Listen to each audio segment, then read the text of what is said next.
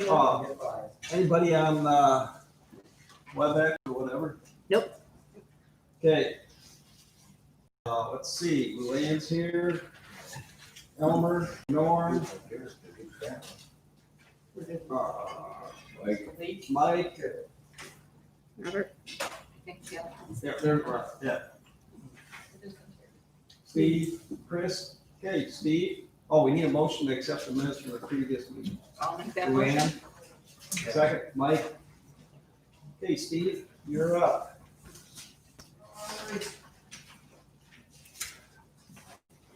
Good to see everybody again.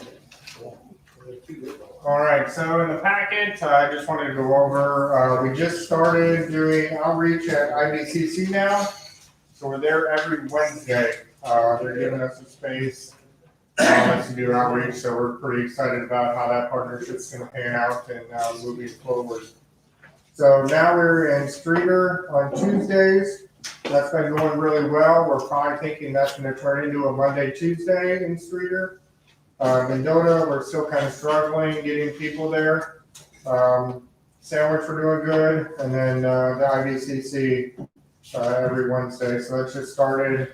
So we're in week 2 and we already have multiple appointments there. So it's starting to go really well. Yeah. Okay, and are they just allowing you to utilize an office or Yep. we're not renting any? We're not spaces? renting, we're not paying for anything. It's just part of our outreach program that we're occupying a space there.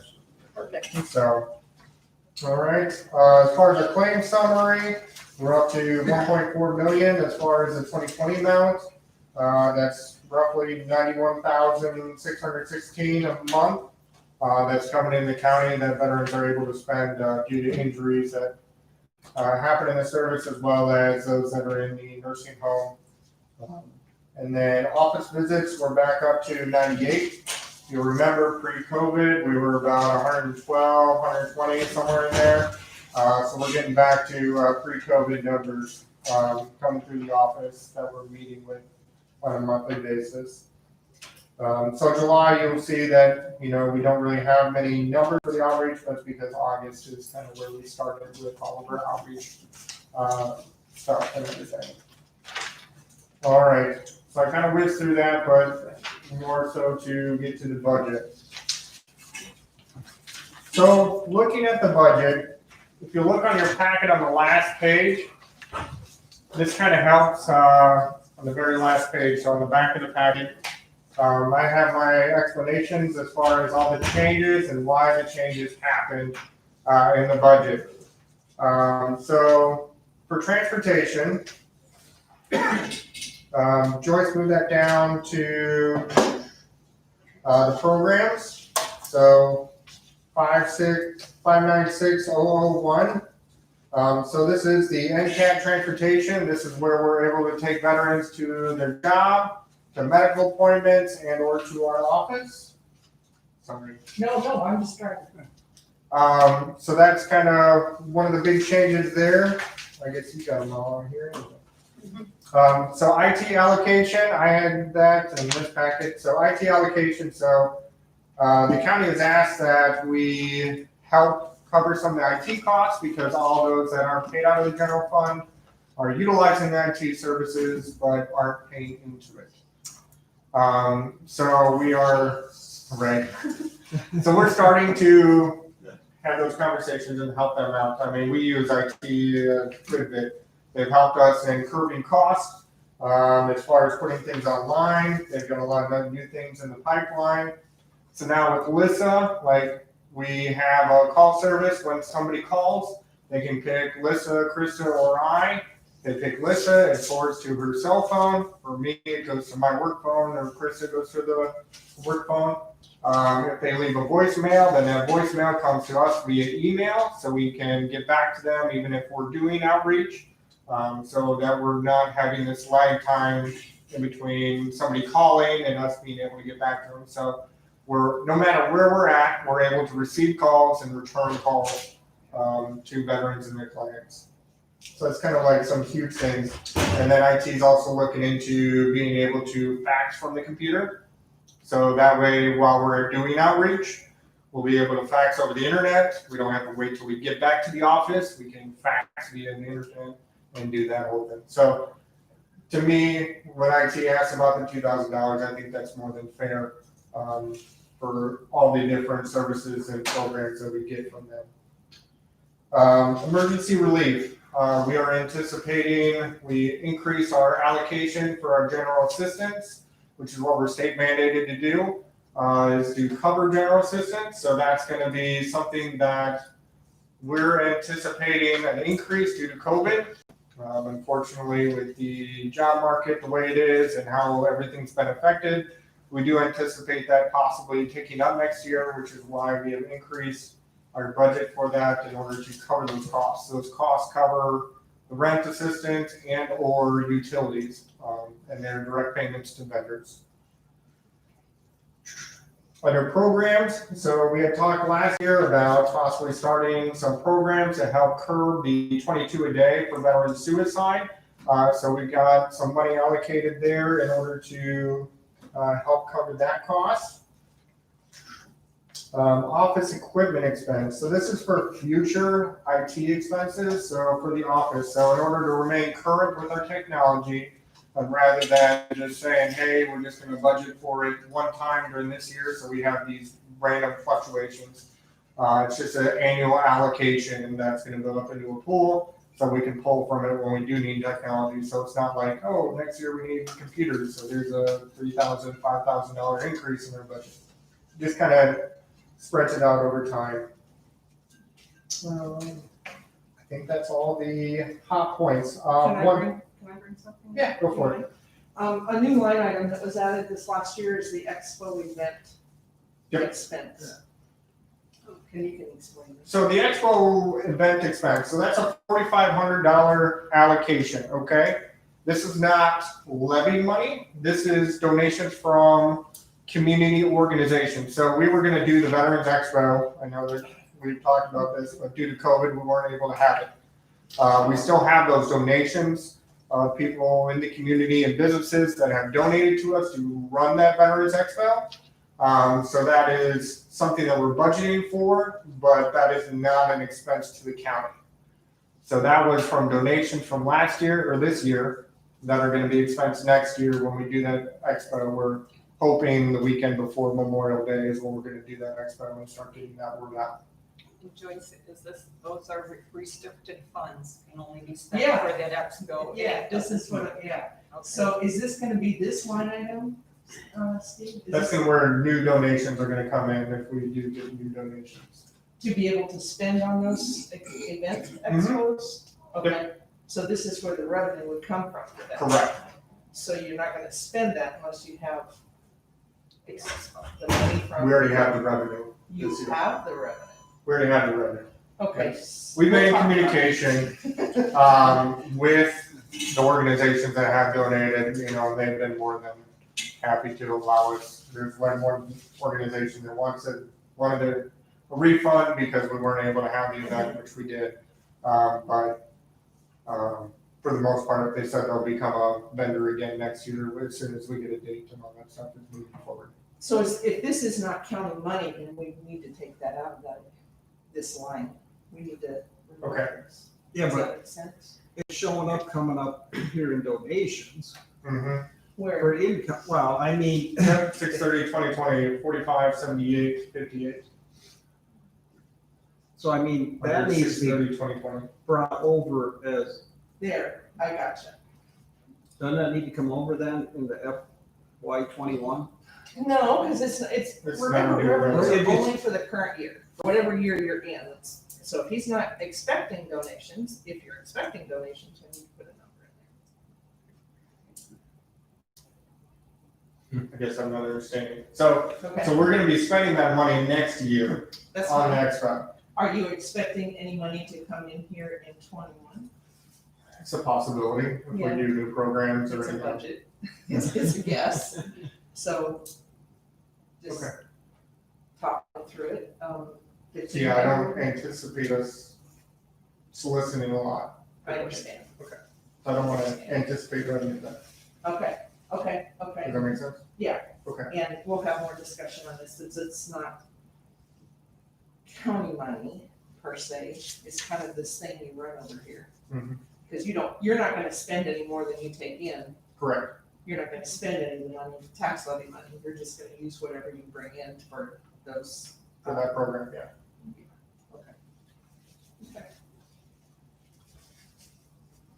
So any questions on what I've gone over, the changes, anything like that? And just the transportation for other programs, you might have said it, listed at 3,500.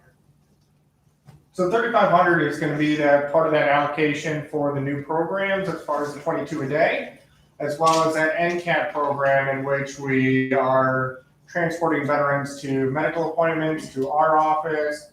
They need so what some other organizations do is they'll pay to fix a car so a veteran can get to their job. Well, okay, if we're gonna go down that road, we're gonna pay to fix this car, but then what happens in 2 weeks when it breaks again and it's something new?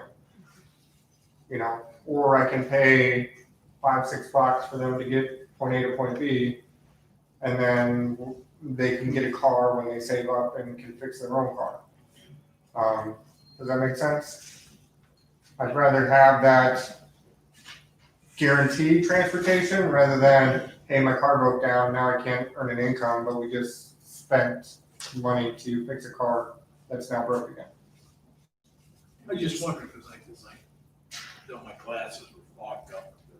There's nothing in the line all the way over. Yeah, so it's a new line item. We paid out of the emergency relief last year, or this current year for that program, but Joyce wanted it and it's separate for the programs, so we can be more transparent and get everything out. I'm Mike with WCMI Radio. Yeah. And you mentioned that you're able to receive our return calls no matter what now. Does that include the suicide line or that's totally separate? We're not part of the suicide line, so that's a national hotline. That is a suicide hotline. And so what is that, when you mentioned that you can receive return calls no matter what would that be for? So let's say we're doing outreach. So like Lisa does outreach, as you see all the different locations. So she's in Mendota some days, she's in Streeter, she's at IBCC. So if somebody calls that main line and wants to talk to her, that phone is going to get directed to her cell phone. Okay, so she's one of those that gets everything directed to her work cell phone. Who is she now? She is our outreach coordinator, our veteran service officer. So she helps vets with the myriad of benefits, as do all of us here in the office. Are you able to mention her name or no? So again, Are you able to mention her name or no? yeah, it's Lisa Olson. Thanks. All right, no problem. My concern, I know with the bills today, we had mileage for our service officers. Correct. Is that something that we should look at, include that in the line item? That is, that's I have budgeted. under travel, is that where or do we want to be specific? I don't know what you're saying.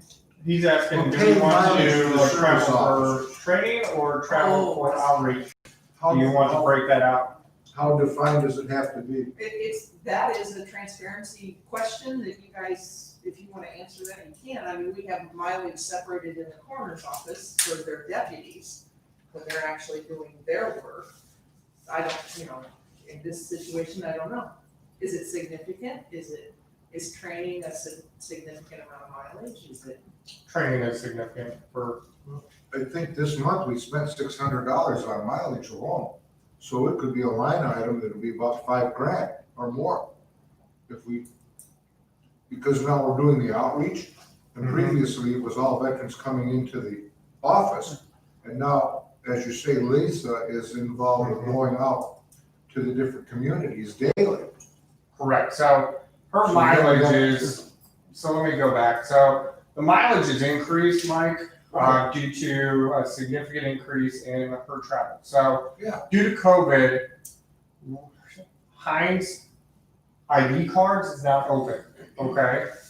So for her to get access to the VA system, she has to have a federal background check and federal ID card. So we had to pay mileage for her to go all the way out to Iowa City twice. And that's where that huge increase in that mileage. mileage to these outreach locations is only gonna be allocated on above and beyond what you would travel to work. Does that make sense? Absolutely. So that line item, yes, I know it was large this last time, but that's because those 2 trips Iowa City and back were so significant that it caused that increase. Go ahead, Mike. And then it would be reimbursable because it's COVID related. And you've been tracking COVID related expenses through the I guess I office. didn't even think about that she had to travel to Iowa City instead of Hines. I'm just, there are a lot of things that we've been talking about since February, since all these opened up. And there is programs that are available, just to bring out the awareness that you might want to talk with our financial director, because she's establishing cost and working with a lot of different people right now as to what would be reimbursable. And that would lessen the impact on our budget and the. Can I add to that? Well, good, please do. Absolutely. Specifically, if you have a program that's COVID related for your veterans, we should talk because there's cure money that could potentially help to pay for that. Okay. As for the actual expense above and beyond, because they are not medical people and health related people, we're not gonna be able to get any like FEMA reimbursement for that or anything like that. But if you have a program that identifies COVID-related issues with veterans, yes, we could possibly, probably put that into the CURE program and get you some money for that. Thanks, Mike. Just some little awareness, the new normal. The new normal. Any other questions, concerns? So you're gonna take that 4,500 out of there, Joyce? I'm gonna talk to Steve about that because that is restricted money. It's not our money. You're more of a fiduciary over those donations, so it can only be spent on one thing and one thing only. Right. pretty much. And that, by putting it in here, it becomes available for everything. So we need to, Okay, we need to identify something separate. okay.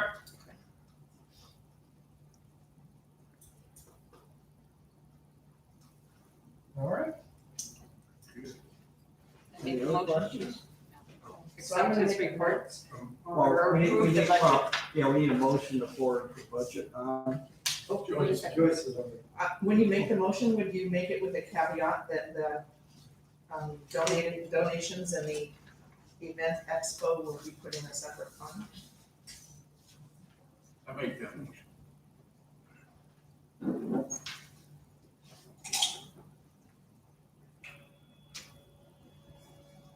Mike, did you have another question? No, I'm just gonna make the motion. Who Second, who made the motion? Bob, Mike, I'm sorry, who made the motion? Bob Lee, then Mike, second. So you do have a separate account that money's in now, right? It's in the donations right now. But I mean, you have your own checkbook that you run it through the county, but it's just kept in a separate. I need your signature. You need an envelope? Yeah, that's fine here. I bring that just for that.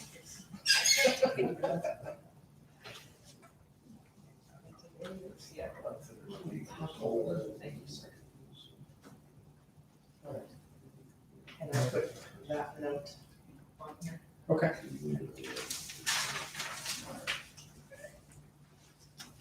Did it pass? All in favor? aye. Opposed?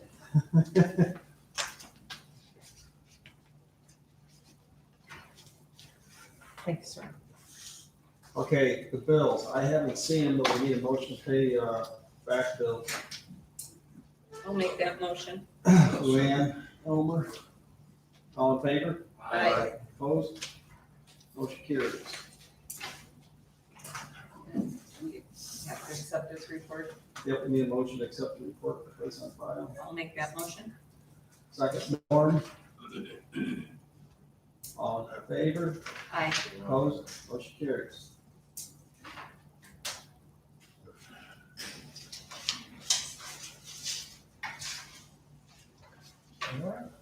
Thank you, everyone. Thank you. Y'all have a great rest of your day. You too.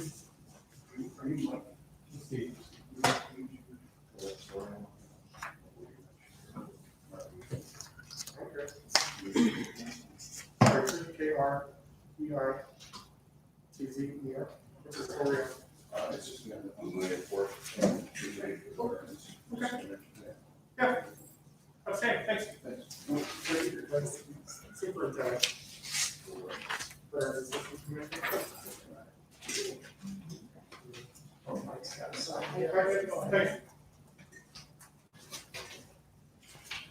See you, Steve. And write a little note.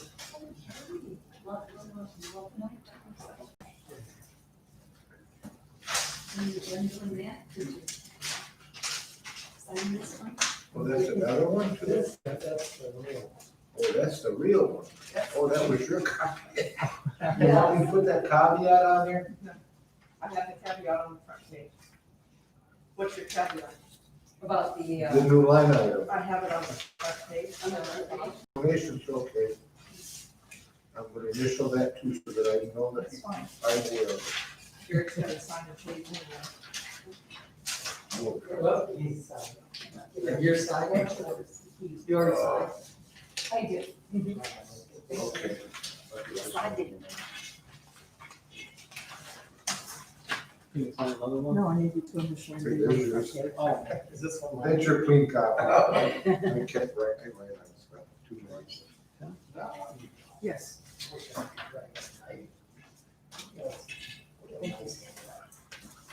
May. I had to write a lot. okay, we'll move on to nursing home. Okay, Chris, your management report. Okay, activity department, the LaSalle County streetcars. That's a group that helps buy with old cars. It's kind of neat. Cars in the 50s, and the residents really enjoy it. They have to enjoy it from inside, but it's still very nice. Well, they gifted 2 iPads to us, and that was very nice of them to do that. And the plan is to use one of the iPads per wing and use one for the doctor visits. We're conducting activities. But there's still a reserve room. We haven't done any group activities yet. The activity staff is providing activity packets, daily devotions, one-on-one visits for residents. Admissions, of course, this is taking a hit because of COVID. As you see on my agenda, we're going to have a meeting, department head meeting tomorrow. It's one of my regular meetings. We're going to discuss reopening admissions, but we had 8 deaths, no admissions, and no discharges. Referrals keep on coming in, so we do have a waiting list. So once we open up the gate, we do have people to come in. Some of these people are in other nursing homes. They're asking us to come in. But we have put a kibosh on the advertising until we start taking admissions again. Some of the projects residents are participants in the Congressional Award Letter Writing Project. The Hummingbird Project, we have hummingbird feeders everywhere. They love to watch the birds. And we have promotional popcorn corn deliveries given to the county with our name on it. For instance, when the highway department removed that tree for us, that was very neighborly of them. We gave them all popcorn and M&Ms and that, so I think they appreciated that. Residents in the activity department are assisting in decorating thank you cards and popcorn bags for those in the community. I just mentioned that. September 2020, the projects include restoring census. Obviously, that's a priority. planning for new radio and ad content, holiday marketing mailer, and Zoom marketing meetings with the Bridges Center, the Hospice Compasses, Heritage Woods, Liberty Village, and IBC Hospital. It's good to, keep the feelers out. Amy does a good job with that. Moving down to employee insert reports, we had none, which is a good thing. We've had a total of 9 for the year. We had 1 visitor. Remember that one visitor trip? And nothing came of that. The nursing department focus, of course, the DON, I have to give kudos to the DON. She's done a great job handling this COVID situation. She and 3 of our managers have put in hours and hours picking up staff. Where we had short staff. They came in, not only doing their administrative duties, but coming in on weekends, working over during the week. I haven't heard any complaints, so that's kudos to them. So since we had the outbreak, all departments have worked together very well. It has to be activities, housekeeping, everybody has to work together. We've done that very well. We had some bumps in the road, but you're going to. This COVID-19 is all new to everybody, and no one has the answers. They like to think they have the answers, but they don't. I beg to differ with them. Currently, we have no active cases among the residents in the facility, none. Okay, we had 2 residents who tested positive 2 weeks ago. They're in the yellow zone, and let me explain that. Our A wing is our, quote, COVID wing.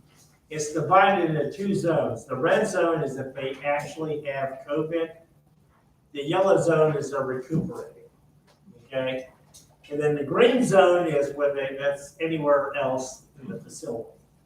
So right now we have a couple that are recuperating and they'll be able to go to the green zone. We like to just make sure their signs and symptoms are okay, before we put them into the general population. I was thinking offhand, I think we're doing testing every week of our employees and residents. We just tested on Tuesday. And any of those costs that are not covered by insurance, we're putting in the COVID category. You get paid for it. I believe the employees, that's looking much better too. I think we still have 1 that's recovering at home. And I think that's it. I think everybody else is fine. We'll get the test results back today. I always get nervous and say, oh my God, I don't know. It's always, when you're waiting for those results, it usually takes 2 to 3 days to get those results back.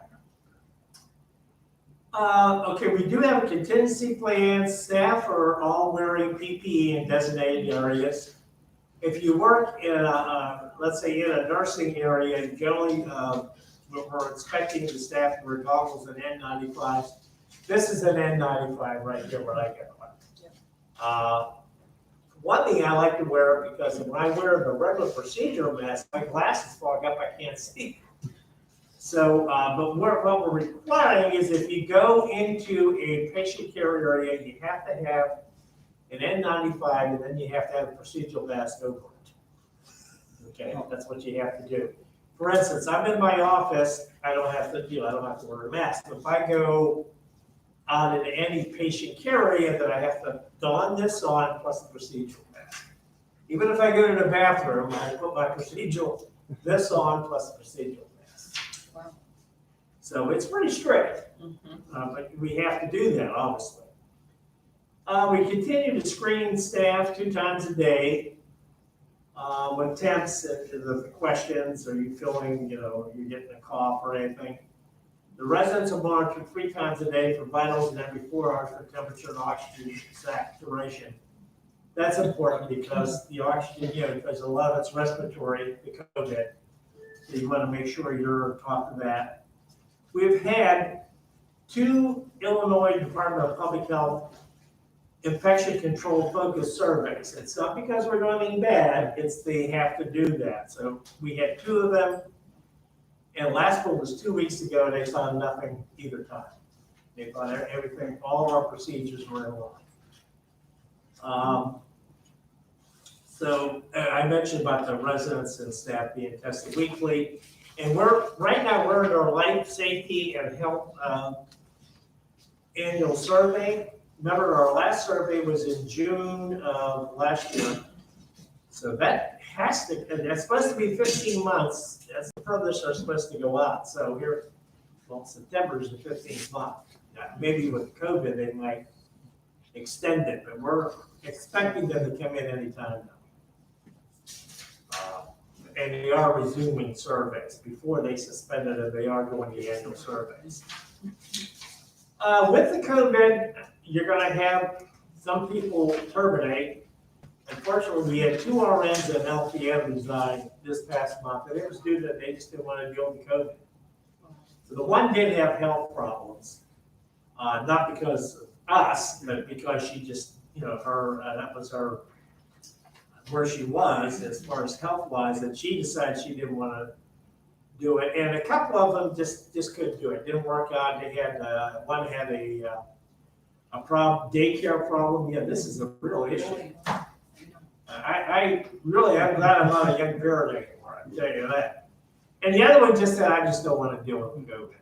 She was in her 50s or 60s and said, I just don't want to deal with it. And I can understand, some people just don't want to, you realize who's going to hang in there with you and who's not.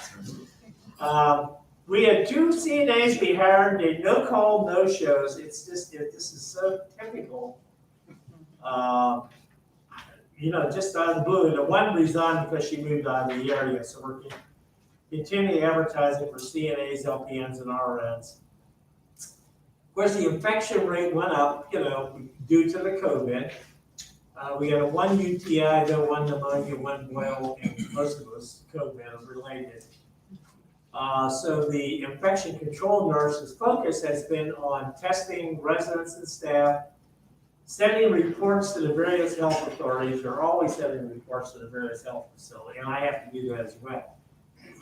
And working the floor. She's one of the ones that's been working the floor due to staffing shortage. The daily operation continues to be challenging due to staffing, but I think they've done well. But right now, let's hope we can keep it where we don't have any COVID in the building. But it's very hard not to. You can't monitor employees when they go outside the door. You can't tell them don't go to a bar. And well, some of them probably are. Currently, all the residents. Right after they leave work. Right after they leave work. I'm tired of this COVID. I'm gonna have a damn.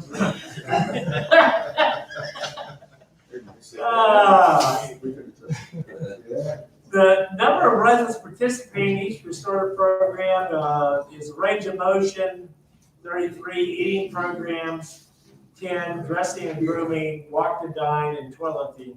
So we're still doing that, even though we've been COVID focused, we're still doing those kind of activities.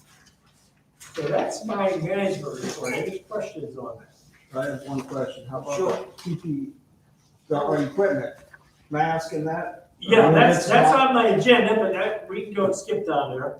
Yeah, right now we're okay. We did have some gallons back ordered. I keep on double checking that. Shelley is the one that maintains that. She's the receptionist, plus she does the ordering. So we've been okay with that. We're fine right now, but that could always change. Yes. I also wanted to bring up that they got an additional $130,000 from HHS. As soon as the outbreak started, HHS shipped them a check for another. So that's on top of the $250,000. I can't remember the number. Yeah, it was 256, something like that. Yeah, so they got, it was a flat $130,000 they got. So where are we with spending? Well, you mean where we are spending the monies? I'd have to do a double check. I didn't know, Well, what I did is I re-emphasized to Shelley, make sure you get every little penny. I re-emphasized the Jan because she has to have like more changes all the time. It's so fluid. I think it's 3. But I have to say, I think, but that changes. They'll tell you one thing one week, the next week it changes. So, most of the charges are being covered by insurance, some are not. And some employees have refused to want to use their insurance, which I guess we cannot force them to use their insurance. So we can use that COVID money to pay for that. exactly. Yeah. And for the employees, if they don't use their insurance, it's $90 a pop for every test. I got a question then for Joyce. Do we have, the ones that you are in county insurance, the county is paying that, seeing how we're self-insured. So do we need We're to, paying for it either way. I mean, but does the nursing home with their COVID money? Yes, they absolutely can pay for that, absolutely. I mean, do we need to reimburse the county insurance For the ones that are using their. that are using their county insurance card? Let me look at this, I don't have it with me, let me look at the actual verbiage for that money and make sure we can do that. I can find out. Yeah, because we should pay the county back. So it's stressful to deal with, but I think we've done well. We haven't gotten on each other's nerves badly at all. Maybe we go out and have a few drinks afterwards. Mine's at home, folks. I'm not my age. No. So any questions about report before I go into the financial report, right? Yes, sir. Our current census at the facility, It's 36. 36, okay, thank you. And that's why, as I mentioned, we've held off taking any admissions. We haven't had any new admissions since March. We've had some deaths. Some of them were COVID related. Others were just plain, they just wore out. I mean, and you have to realize even the ones who perhaps COVID was the final straw, we had 104. The rest was 104. Well, when you're 104, something like that could put you over the edge. So we're going to have a meeting tomorrow, just one of our regular department meetings, and we're going to get into admissions because we need to get back online. Absolutely. Trust me, even though I'm going to be gone in 3 months, I'm nervous about it. I'm dedicated to the facility. When you order gowns, how many do you order at a time? What you anticipate how long you'll last? Or? I think we just order when we can get them. Basically, that's it, because you never know when you can get them. And there are a lot of price gougers out there. So we're doing, so you have to really watch that. And I have a person that really watches that. Because some of them, they'll charge you $5 for an N95. Well, that's ridiculous. So we do have a supplier that's much more reasonable. I couldn't tell you offhand how much they are a piece, but it's a lot cheaper than $5 a pop. So basically, it's when we can get the supplies, we order them. Because you never know when you're going to have another outbreak. Right.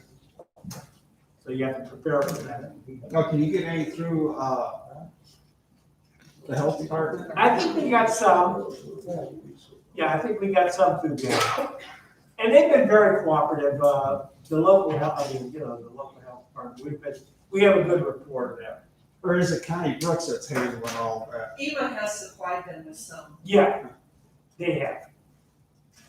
But you gotta really watch because there's a lot of gougers out there. It's just really sickening. Supply lines are tough.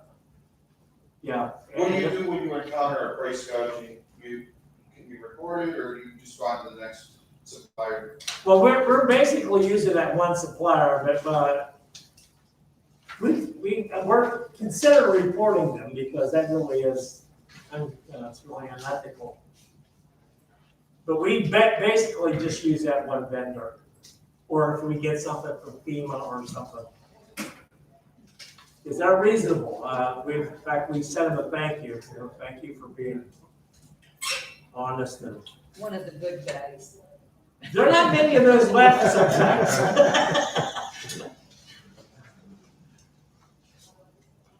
Will we go to finances now? Okay. Okay, Medicaid, we didn't get much money there. Some of it was negated because, EJ said because there were credits that we had to give them back for various things. We should be getting more Medicare money. Remember, a lot of those residents are Medicare that had COVID, so that should be coming in. I would hope maybe by next month. As you can see, we have the levy came in, plus we have the COVID stimulus money, so that came to almost 599.62. That's with the interest income also. If you go to page 3, we'll go to the expenses. You see the food cost there. I have asked the food service director that any disposables we're using because of COVID, I need to know how much of that is in there. I mean, per month, Oh, yes. because that's a COVID expense. Yeah. That's something we normally not do, is use disposables.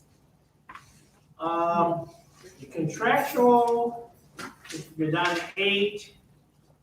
And if you have questions about any other item, just ask. But most of it's Part B right now, as you can see, 23,000 of it. Part A is very little, but that will go up somewhat because of because when you're on a resident has COVID, you can't get some Medicare aid benefits. EJ pointed out that the fees, new subscriptions, that's 2 months. And I've been working with Joyce to do something about the cable. We may look at, because that cable cost is very high to us, the TV. And I'm working with Mark to see when that contract ends, so we can perhaps use DirecTV. We think it's February 1st. We think. In fact, I got to contact that the woman from Mediacom and just ask to make sure. Of course, we keep on getting our insurance payments, as you can see. I'm kind of glad we get them every month instead of quarterly. Yeah. The provider fee, EJ provided, that was for 2 months. Sometimes it's a matter of timing when you get it. That's the granny tax that we have to pay. I don't see anything else unless you have questions, but we really have cut down any frivolous spending, not that we were frivolous in the past, but, when somebody wants something, I just say, I'm sorry, you're not gonna get it. Because we're trying to watch the money here. Okay, you can go to the page that outlines the plant operations, furnishings, and then you can see that the grape tree is very, very high. Yes. And some of it's because we lost staff too. And I guess we're not surprised we're losing a few people. I'm not surprised. If they're up in age, they may just say, I'm just not gonna deal with this anymore. Under plant operation maintenance, there was a big portion I cost was they had to run Home Electric, is that how you pronounce it? HLN, Home. They ran a line for the 2 pumps because that was defective. Obviously, we need that because then you don't have water. And we have water, but I think they have to replace something. And Mike and the guys have done a good job with that. But that was $2,950, I think, the Home for that electrical part. As you can see, we're really not spending any capital money. That Joyce, our next capital thing is something we have to. It's a steamer. We're going to do that. You ordered that though, right? Well, not yet. I'm waiting on signatures. And We have to go see, we're watching that because the department heads never used to spend it all the time, or you can't do that anymore with Joyce in town here. And, no, you have to have somebody watch that, so there is a lot more steps to go through, but I get it, you know, I'm not complaining because I get it. I hear, you know, some of the maintenance guys, oh my word, you have to, I says, hey, that's just the way it is, you know, you gotta watch the fun, There's a new so. sheriff in town. The new sheriff's in town. She's got big six shooters too. But no, it keeps them alive. And they really have been very good about not wanting to spend money. They all get it. You know, I have department head meetings 3 times a week. They get it. They understand. You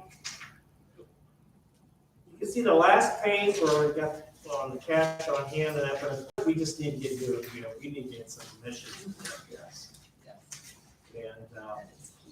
And any questions about the finances? So we're trying to be as fiscally prudent as possible.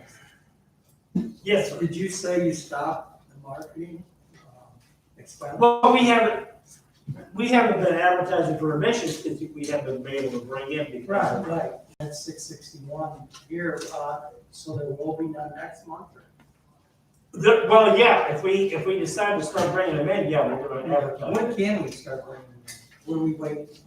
When can we start bringing residents in? Since Well, we have to have a plan on how we're going to do it. For one thing, I think they're all going to have to be tested for COVID before you bring them in. Then, at one time, we had talked putting them like in a quarantine for 2 weeks, but I don't know if we can do that, if we have time to do that after they've tested for COVID.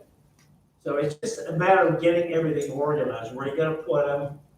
Hopefully the COVID will hold off, so you don't have to have, you know, you like to open up that anyway. Do you have a rough number of people waiting to come out? I would say with Amy, I would say 10 to 15, but that's a guesstimate. That's nothing in stone. So she has been keeping contact with people, and she's getting a lot of calls. And what she does, she tries to help them navigate the waters of finding a place that they can't get one. She's good at that. But I think that's good PR. Yes. Yes, absolutely. And we've gotten a lot of cards, thank you cards. We just got a $300 check to do something for the employees, and we'll have like pizza or something, you know, thanking the staff. They're very appreciative. Everybody's been very, very appreciative. And it's very different. I really feel bad for families. You know, they still have to visit outside. They can't come in. They can't. You are letting them visit outside though? They have been coming outside, yeah. But I mean, but they're not going outside. The residents aren't. No. But Oh, the just families outside the window? outside the window, yeah. Yes. So it's tough. I really feel sorry for the residents. I just do. Every once in a while it hits me. Oh, geez, I'd like to go back the way it was before this COVID. You know, it just makes me feel bad for the residents as well as their families.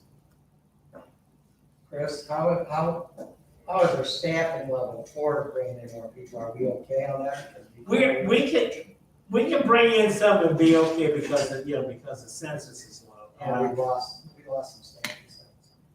Well, yeah, we did. We lost the 2 nurses, let's see, 2 nurses and an LPN. And we're not getting applicants too. I think it's just because I think they're afraid to come in. Okay. We'll just have to work it out and do the best we can. I know we can bring in some. And we're just not getting the applicants though. I really noticed that. I think they're afraid. Some of the people. I don't think you're alone. I spoke with someone who, Oh, we're not alone. you know, who is at the dental lab, and they said they're having a hard time getting employees also. So, Yeah. I mean, I get it. I understand their concern. I hear it every day from my wife. Oh, my word, you're gonna go to work again. I'm exaggerating. She's got a concern, you know.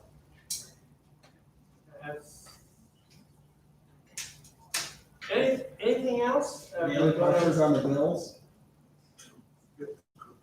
Was that the old pump house or the new pump? Which Tom worked on? The one over by the maintenance shed that they had to do their. I'm not sure. I'm not sure. I'll get you an answer, call you. Go get a call with an answer. Well, Tom will find, we'll find out. Okay, I was gonna say, if not, I can get back to you. You're busy with other things. No, that's all right, that's my job. So this well house fire report. Find it, Luann? So you got a resolution for both, right?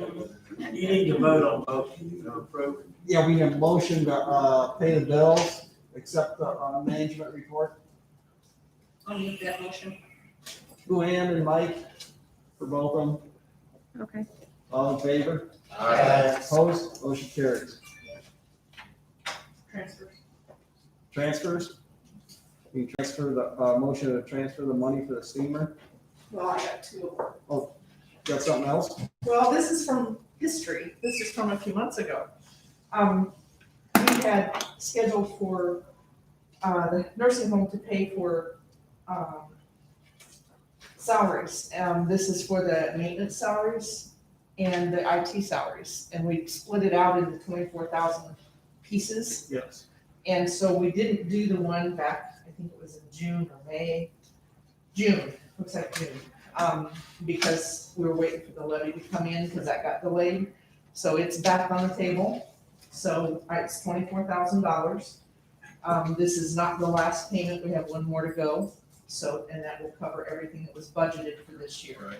So that's for the, Tony and Bob's 1/3 of their salary, and then $12,000 for IT.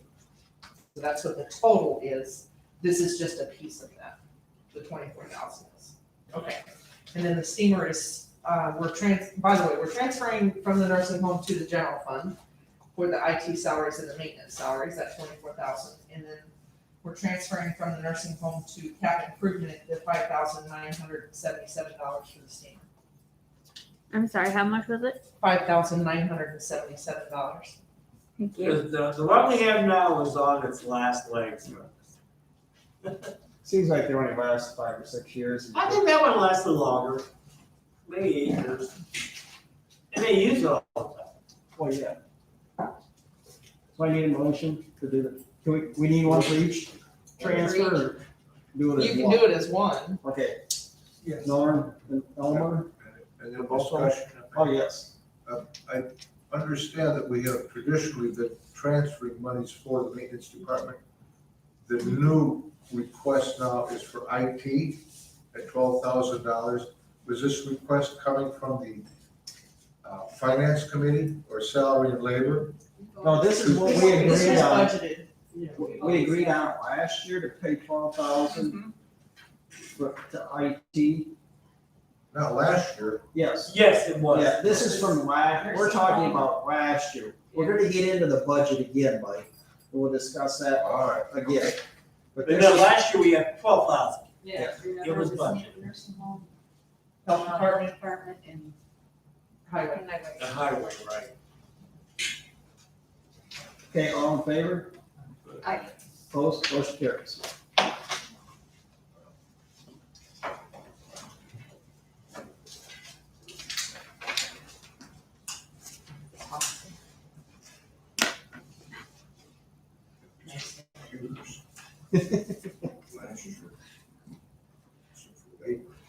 Bring you a better camera, so they see the whole room. It's coming. So It's coming. Joyce, what are you gonna do about, I'm You gonna ready do to, that you now, guys or- gonna talk. Yeah, let's discuss the budget. yeah, I was gonna say, let's just get that out of the way. As Joyce is up there. I mean, there isn't too many changes other than that, The only thing we gotta talk about is this, the transfer to the general fund for these various and sundry salary charges, IT allocation charges, I mean, because there's more to it. Okay, so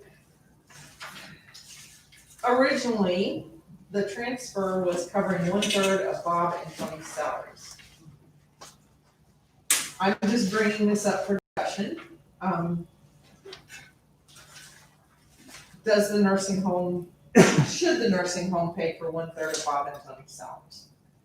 You want to discuss it? Throwing Not that with the out press there. here, sorry, not going there today. Throwing that out. I think this was important during the tornado time, and I think that was critical at that point in time. Perhaps things have changed. And there's been a lot of discussion about the allocation for IT. And when we had the department head meeting, it was for the nursing home, the allocation was $8,400, but there's been discussion. Certainly not agreement or voting in any way, shape, or form that it would stay at 12,000. So that's, again, up for discussion. And then we have the maintenance staff position that Bob is wanting to replace. And how much of that is allocated to the nursing home and how much is allocated to work here? Because we have a lot of work that's gonna be going on here over the assessment that we did. And so how much is that third person gonna be at the nursing home or here? So I'm just bringing these up for discussion. I'm certainly not trying to weigh them one way or the other. I'm trying to give you the lay of the land and. Well, if I may, we don't need a third maintenance person right now. We really don't. With our census low, we have projects. We don't really have that many outstanding projects. I keep in track with the guys and they're right on with schedule. And, I'm not trying to be argumentative, I'm just saying we don't need that person. It's a nursing home, present. At the last county property. It was this. It's all what you as a group decide, but that's my opinion. That's what my, at the last property meeting, we had a nice little discussion. You're very kind. And I thought we agreed that we address it again next year. The third person. The third person. Okay, so we can take that out of the picture. Yes. It's certainly not in any number here, it was a question. So I'll take that off of there, all right, we And still as got, far as IT, Mhm. I know it has been discussed, it was broke out. We started out with a big number, and then it came down. you want me to pull that up? Yes, please. Okay, Because I think you have us scheduled for like 8,000. 8,400 is what I had. And I mean, we paid 12 last year. I think we ought to just continue to pay the 12 this year. Here's what we have right now, and I'm looking for the, it looks like I gotta make this smaller, forgive me. What's that here? Looks like Sorry, 9,000. sorry, I'm having a hard time. No, yes, there was 9, and then you got it down to 84. I put the 12 over here, but I'll make this just a hair smaller if I can click. No, not much smaller, because I can't see it. Okay. And I'll scoot it. Well, I'll get rid of these, then we don't have to look at them.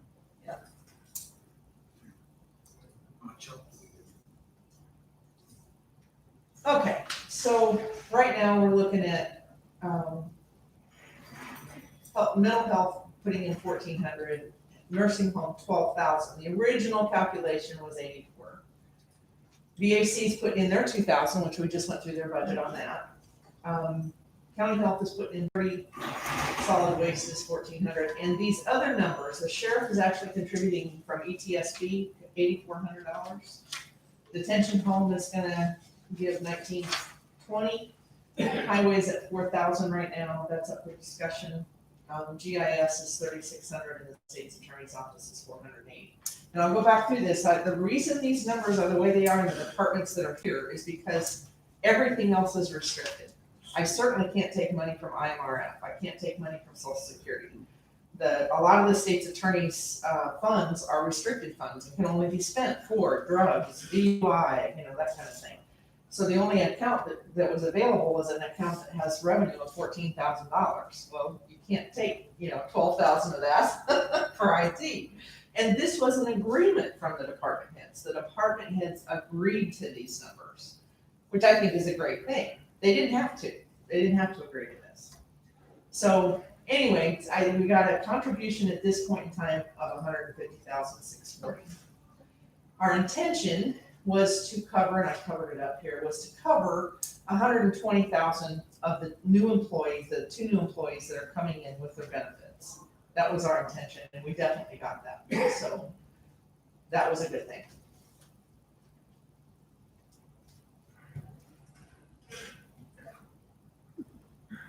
So instead of 4 people in IT, there will be 6 Correct. For this next year, for yes. this next year. Yes. Mike? I understand what we're trying to do is to try to equalize expenses and making it more of an open discussion and transparency as to what each entity within the county costs to provide for services. It's very good. But we don't see, or in my mind, I don't see all of the other departments that Bob services being billed.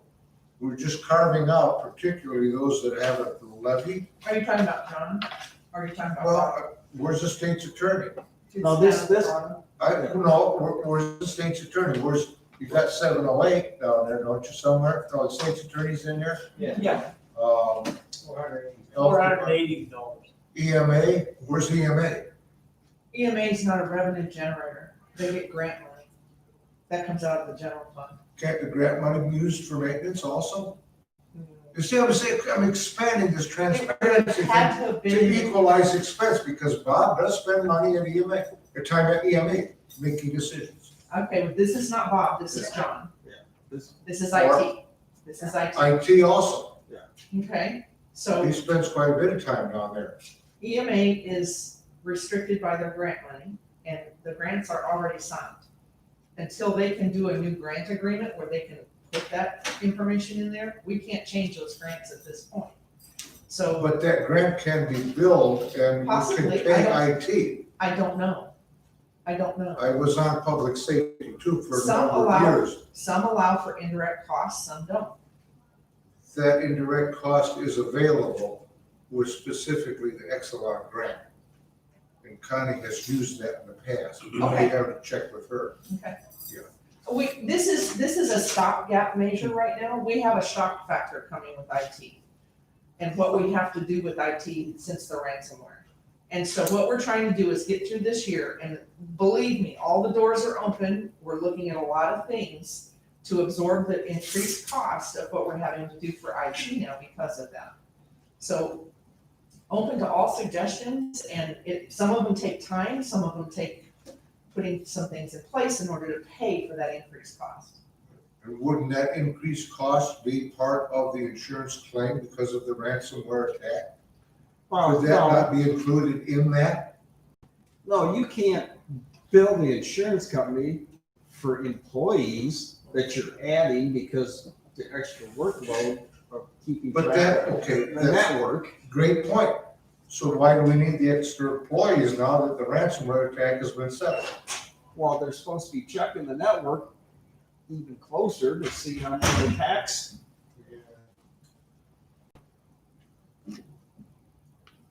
And I mean, the whole network system, they need more help to get stuff done on time.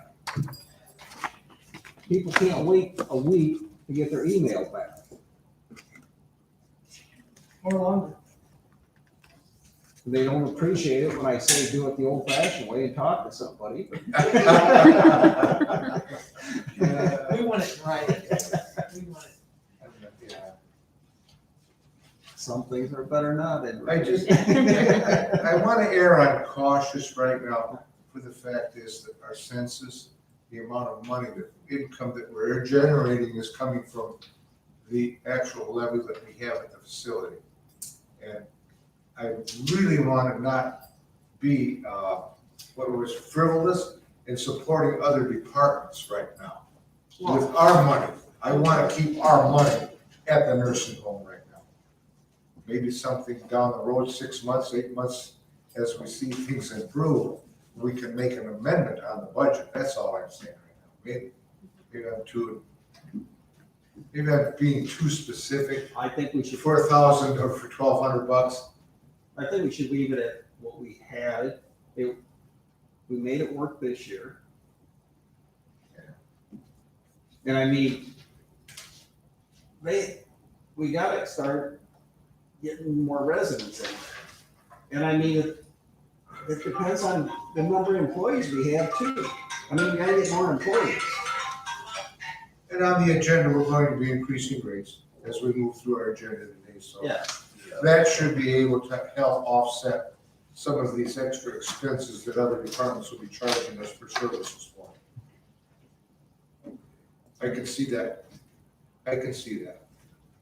We'll just pass the expense on to someone else to make us feel better. I mean, that's financing. So we decided on maintenance, or is that still? Yeah, oh, we haven't That's got all. there yet, we're still talking this right now, the IT. Oh, application. okay, I see. I don't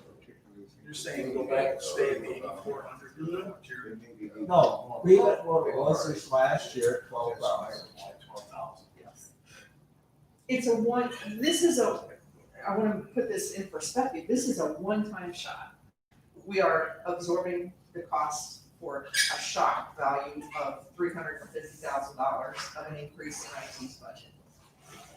We have to have some time to plan to absorb that, as Mike said, with the grants. When we start rewriting these grants, we're gonna be very cautiously looking at, can we use those indirect costs to perhaps finance some of this? The recorder indicated to us that we could potentially put a charge onto the recorder's fee that could be put towards IT. Other counties are doing that. So again, this is a long process. This is not something we can change tomorrow. This is buying us some time to be able to put some of those things in place. So.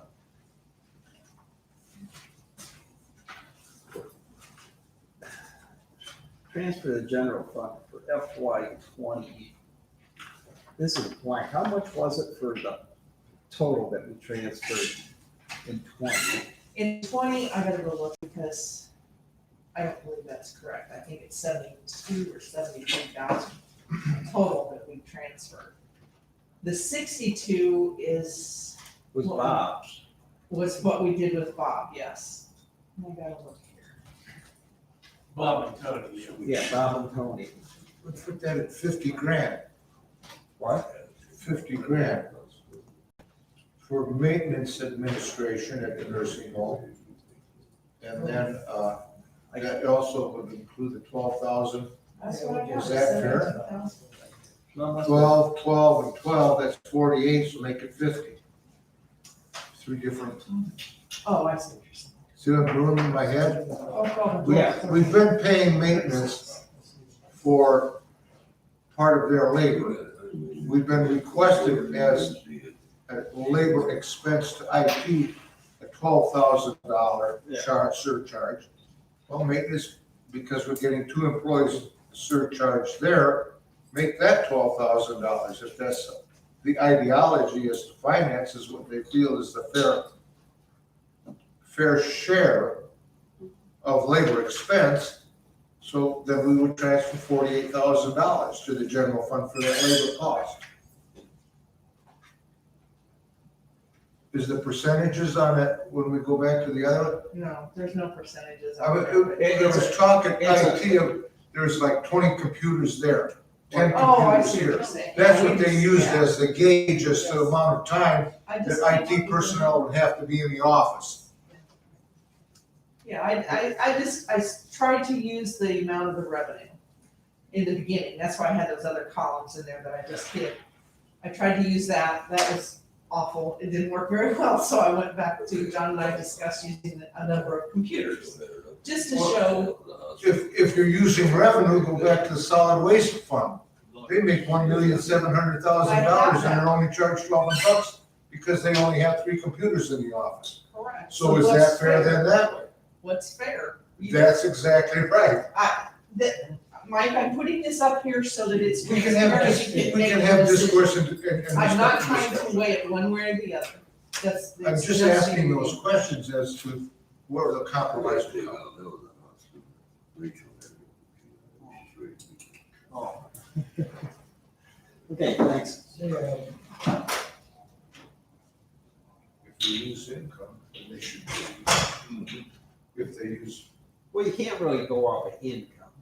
You gotta go off of the number of computers that they yeah, have. I can tell yeah, you, the let me show facility, you. because that's the IT responsibility to maintain the network at the facility and to provide service if the employee needs support. So, if we went by revenue, well, yes. Which I can't figure out is F, G, and H. That was, again, we were just playing around. Okay, Understand that we put the 120,000 up here to cover those expenses for those 2 employees. Yeah. Okay? and then they're gonna hire 2 more the next year or double No, their this salary? just happened to be, this just happened to be the expenses for payroll for 22 and 23. We're not Total really, payroll, you Total estimate. payroll. Okay. total payroll. Doesn't have anything to do with the employees. So that was this number, and then this was really kind of out of hand. So that's why we went back to just the 2 employees, and we only want it for 1 year. Right. We don't want it for 22 and 23. Right. So we didn't do those calculations. Until 2022 runs out. Comes So- out. Well, that's government. We got some work I've to never do. seen taxes go away or go down. We got some work to do, but, this brought us to our 120,000. Yeah. But unfortunately, that also included the 77,000 from the general fund. That was their portion of the new employees. So if I whoops, I didn't mean to do that. I meant to do this. Well, that's what we're going to do in our budget. We'll be transferring that, my recommendation, $50,000 to the general fund. Well, That's where it goes, and then from there it's distributed into other funds. It's gonna go to the general fund, because IT is paid for out of the general fund. Yeah, right, exactly. Yes, ma'am. So anyway, now, you can look at it a number of ways and come up with numbers all over the place. This has been played with, these percentages have been played with, because if we use the actual percentage of the revenue, it was like $119,000 for the health department. It was pretty, yeah, but I mean, most of their income is grants. Large percentage of their income is grant money. Oh, gosh, they make like, what, Luann, almost $3 million in grants? But each grant should be able to carve out part of that IT expense. We're finding that out now as we look into what is usable in the funding that we get from different agencies. isn't that budget cool? I like their budget. Anyway. Don't be messing with their budget. I'm not messing with their budget, I promise. But anyway, so now we're back to this, and we're back to, where was I? Where am I? Transfer. Oh, I gotta get up here. Why was? Oh, that's IT, I don't wanna be on IT, that's why it's not there. Why was there a $350,000 budget increase for IT? But was there any allocation? With the ransomware, and I'm not speaking as an expert here, I can just tell you what little I know.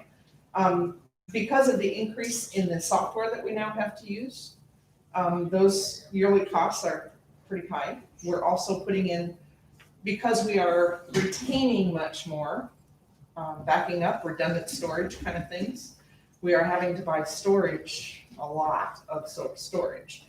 So those costs caused it to go up. We have additional implementations to make sure that things are segregated so that we don't have a rolling type of situation. So that is a cost, and it takes more to maintain that. We also identified deficiencies that need to be addressed, and therefore the additional staff in order to get a better response time. So that caused an uptick. That was, and I'm roughly speaking here, but that's about $120,000 of that increase. Those are the basics as to why that increase. John Hay can answer that question much better than I can. Anyway, so now, what do you want to do with IT? IT, 12,000.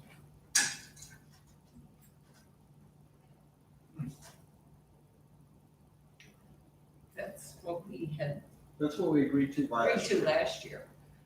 I realize that. We didn't have it in here for this budget.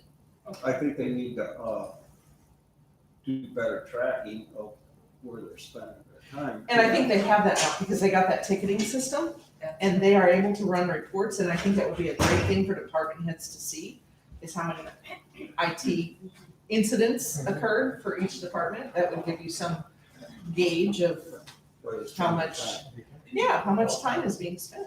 Yeah, they have that ability now. They didn't have that before.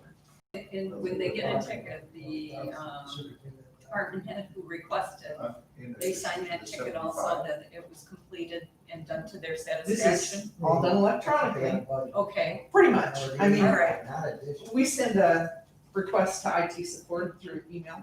okay. That gets logged in as a ticket. I can now log in and see my tickets, only mine, I can't see everyone else's.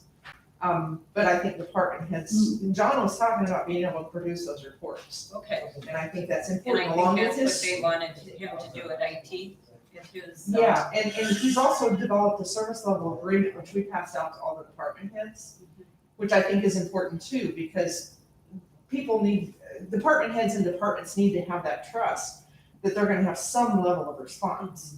In order to do that, we had to increase staff, in order to sustain something like that. Because once a fire starts someplace, one person is usually pulled off and is taking care of the fire.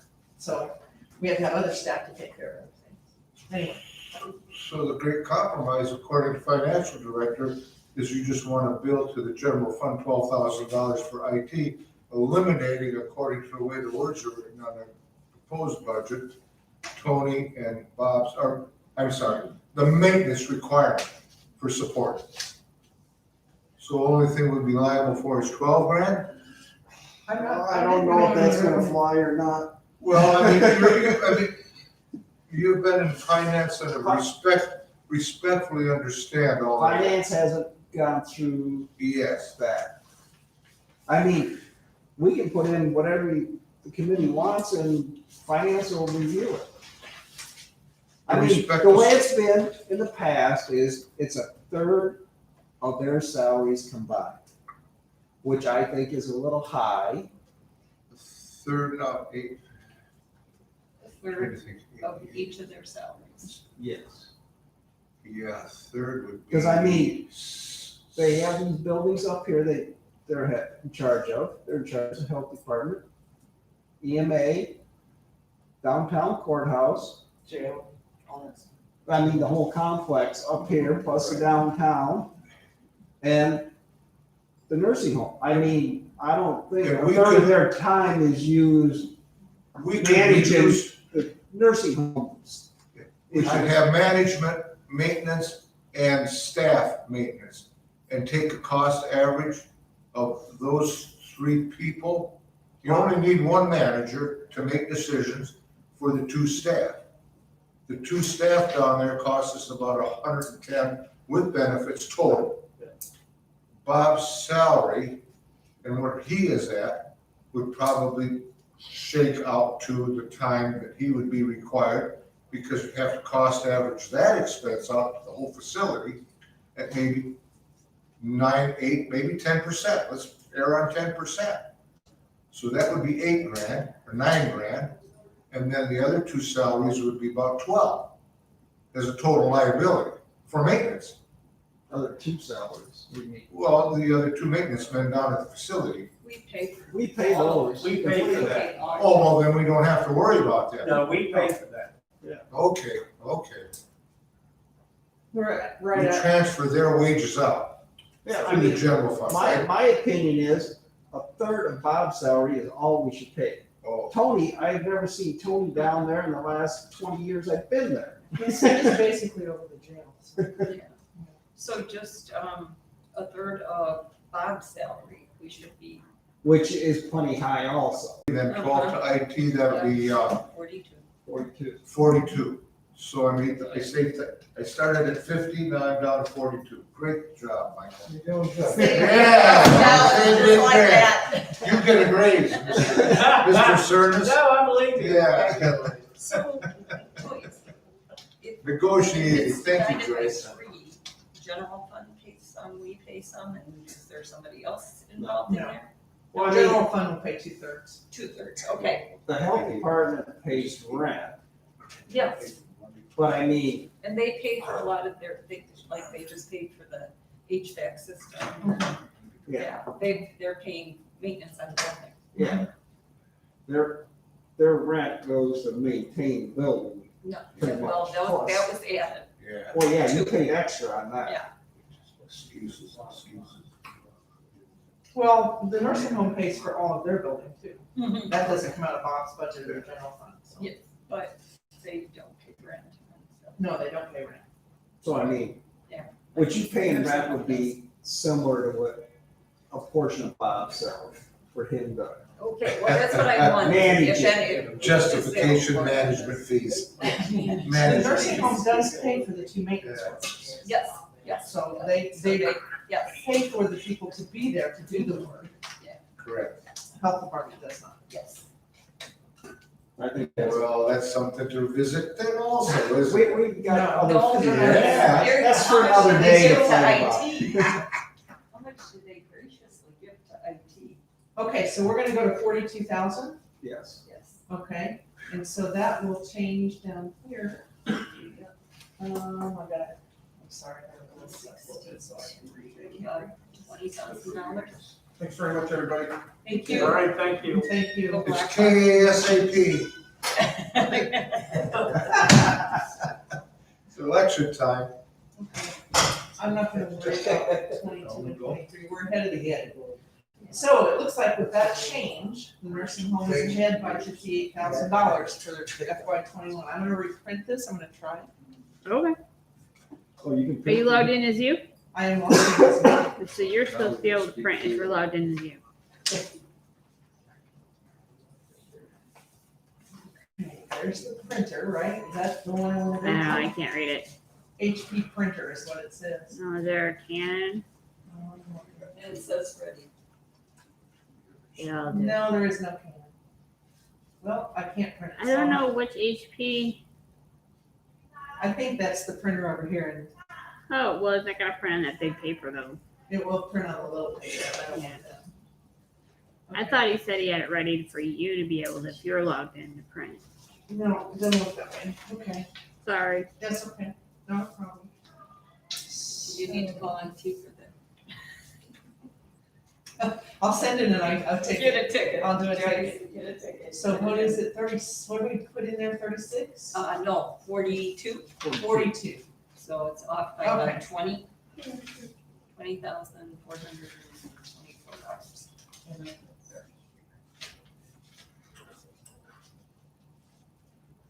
Okay, 42, and that became, then I gotta get the totals.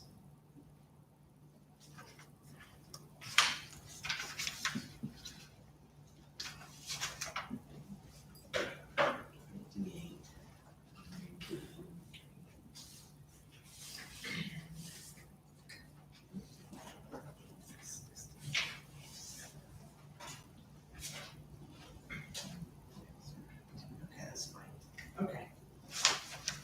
So we're gonna do it over. You guys, I'll get Chris to sign it afterwards.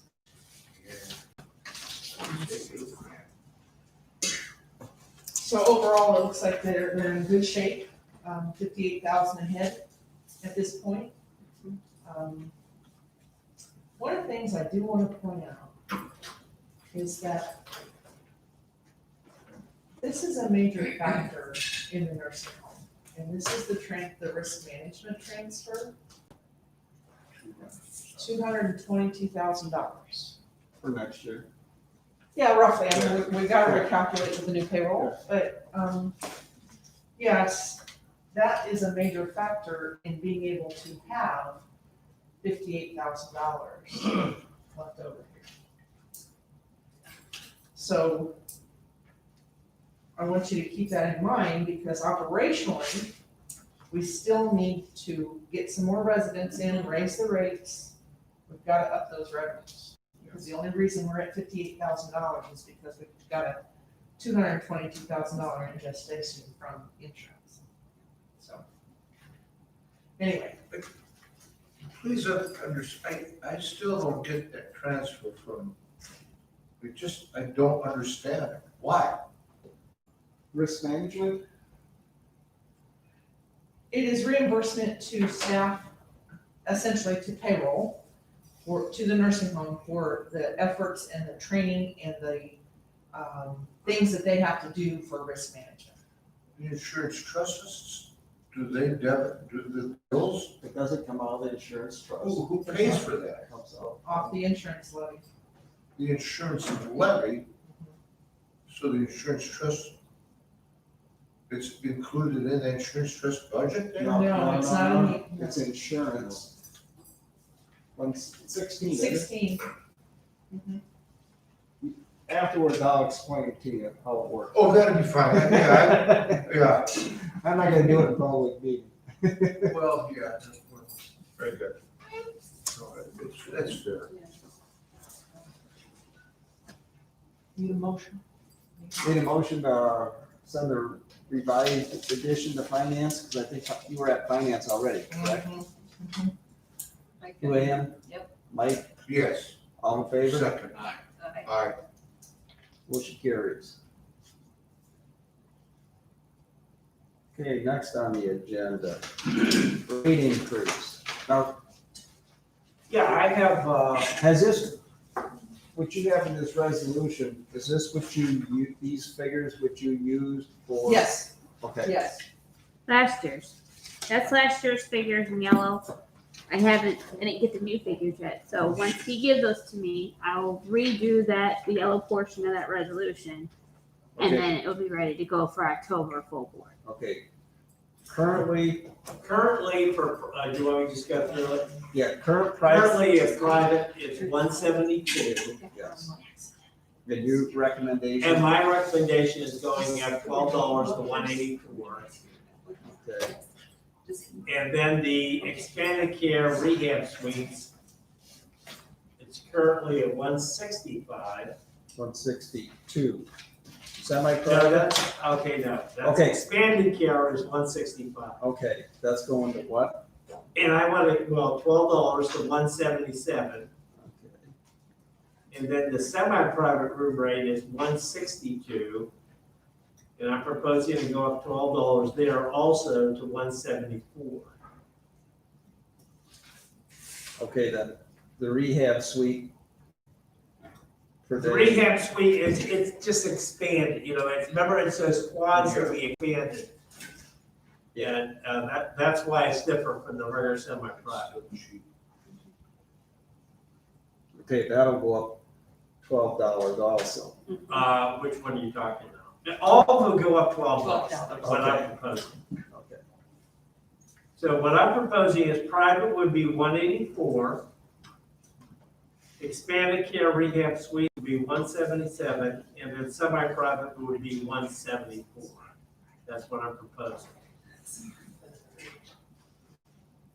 Okay, on this resolution, it shows expanded semi-private room rate. And then it shows rehab suite. Well, it's expanded care / rehab suite. They're one and the same. So do we, instead of confusing everybody, do away with the, With the rehab suite. rehab suite? Let me show you this resolution. The way it was written last year, and there was question, people didn't really understand. Some are.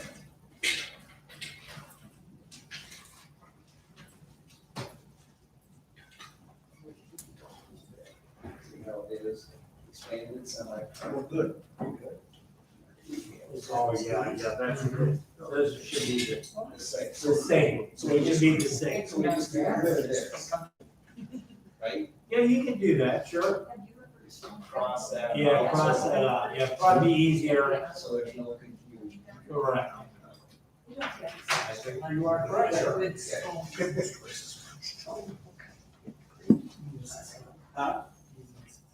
Well, I mean, that's what's proposed. No, I mean, I mean, unless you guys said it needs to be more or less, that's what's recommended. They're good.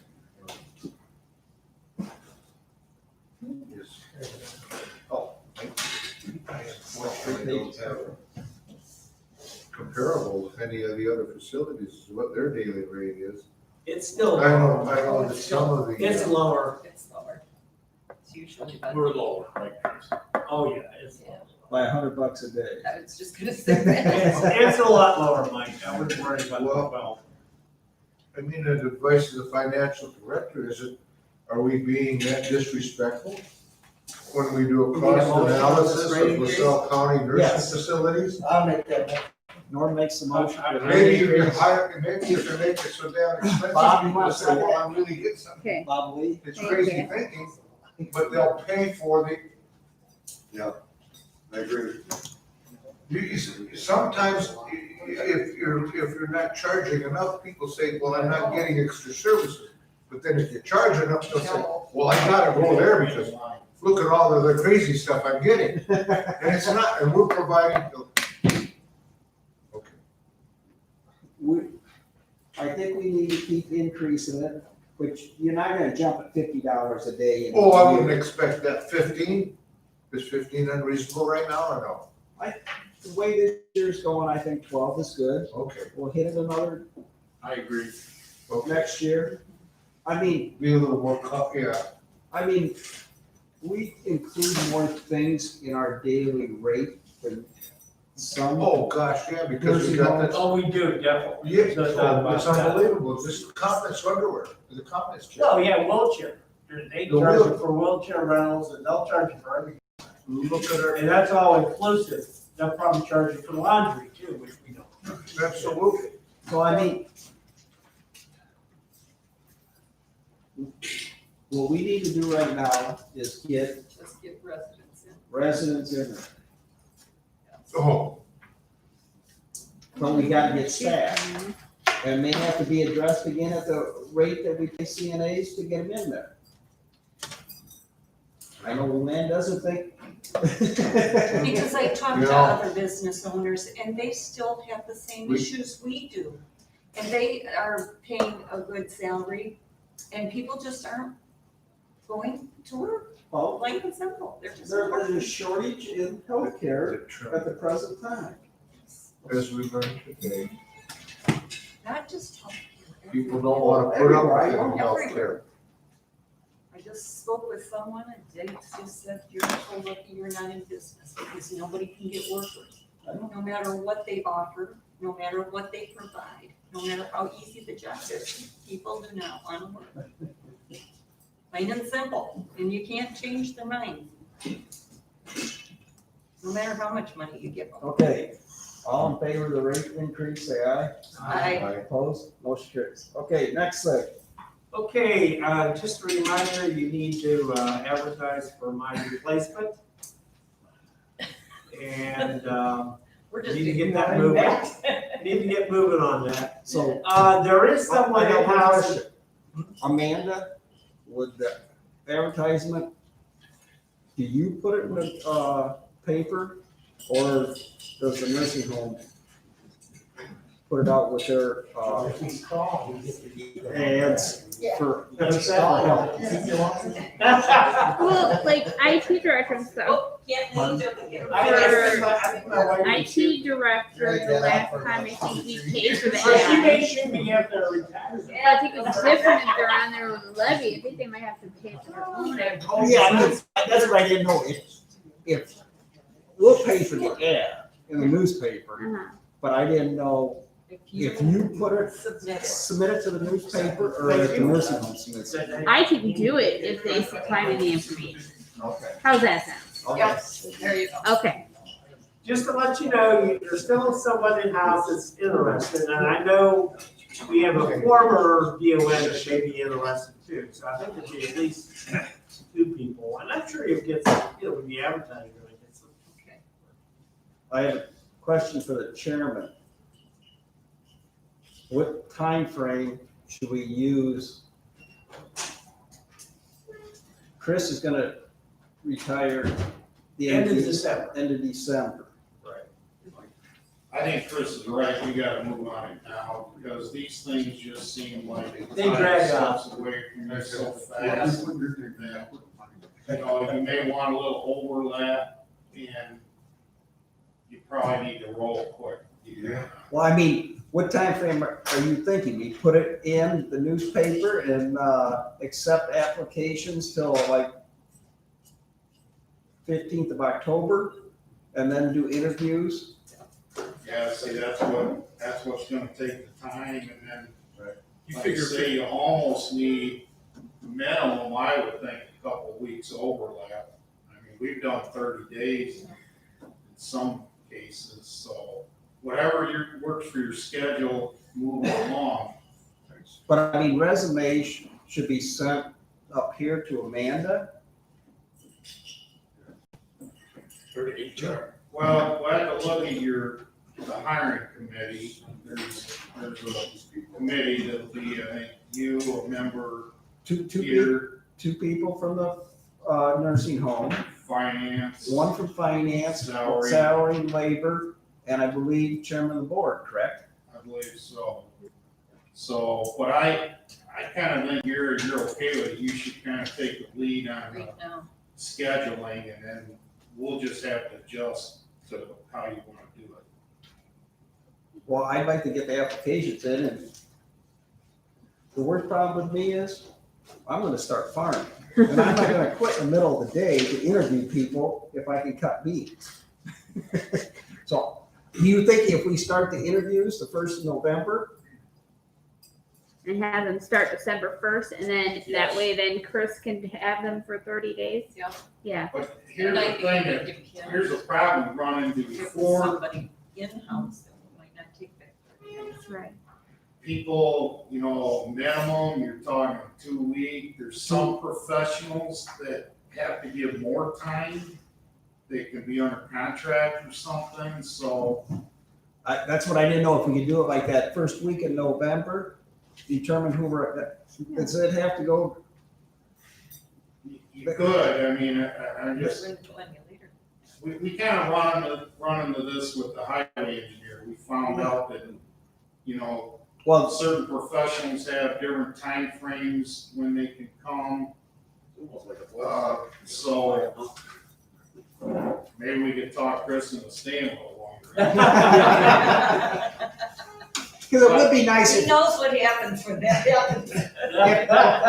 I mean, Like, no, no. if for some reason we hire someone that's in-house at the present time, she has to find someone to replace her also. Right, it kind of snowballs. Yeah, It really so I mean- does.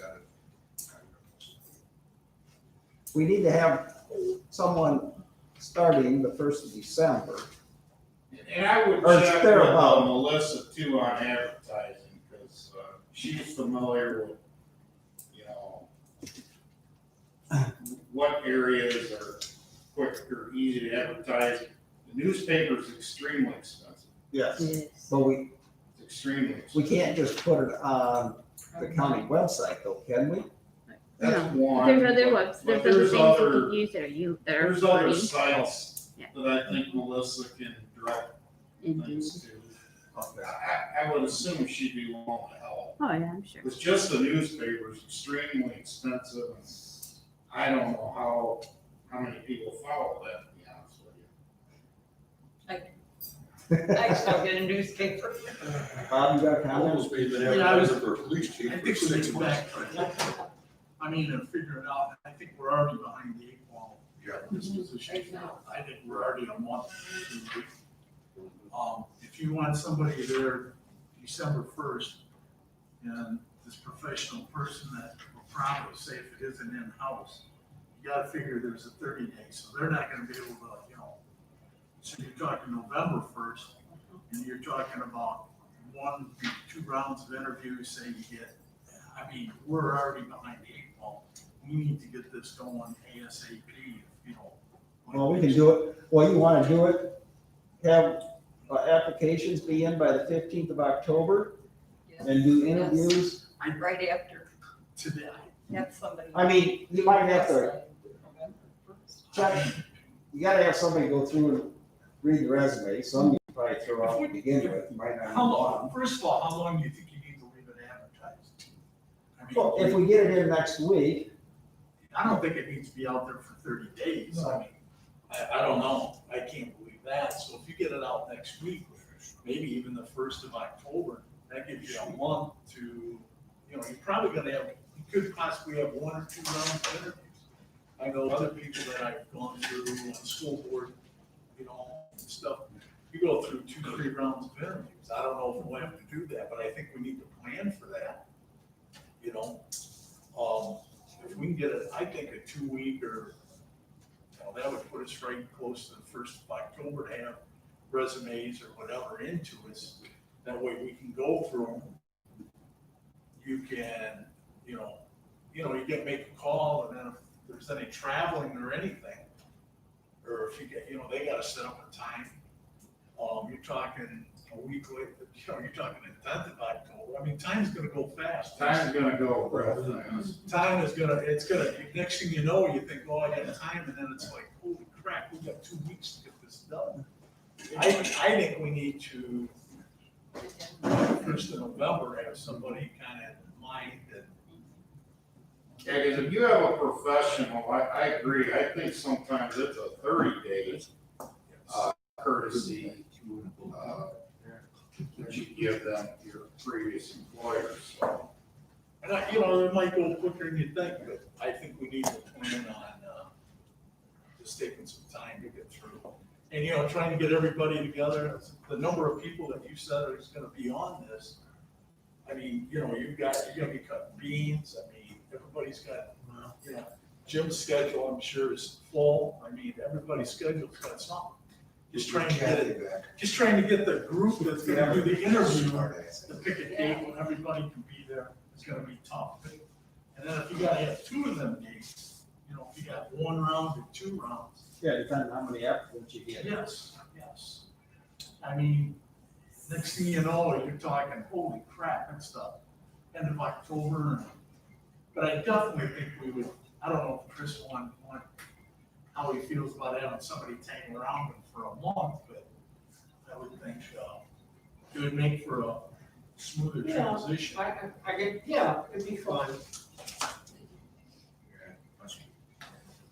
That's my. And I can give my input, I mean, I know I'm not in the interview process that I wanna be, but if you ask my opinion, I'll give you.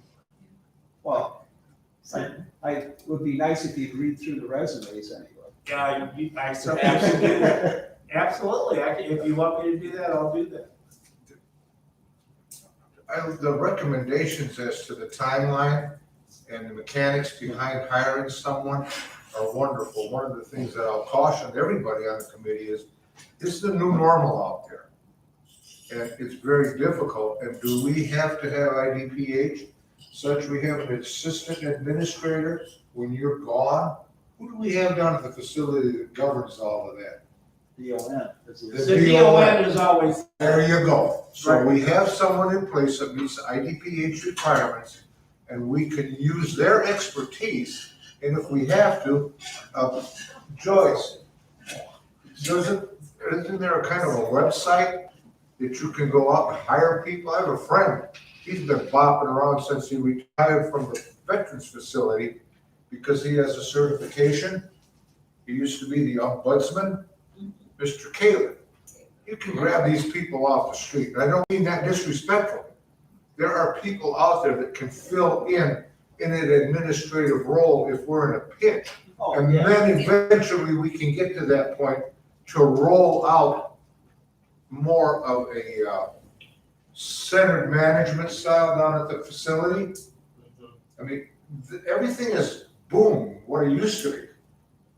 So we have to keep that in the back of our, it would be wonderful to be able to have a nice transition like we did at the highway department. We were just very fortunate.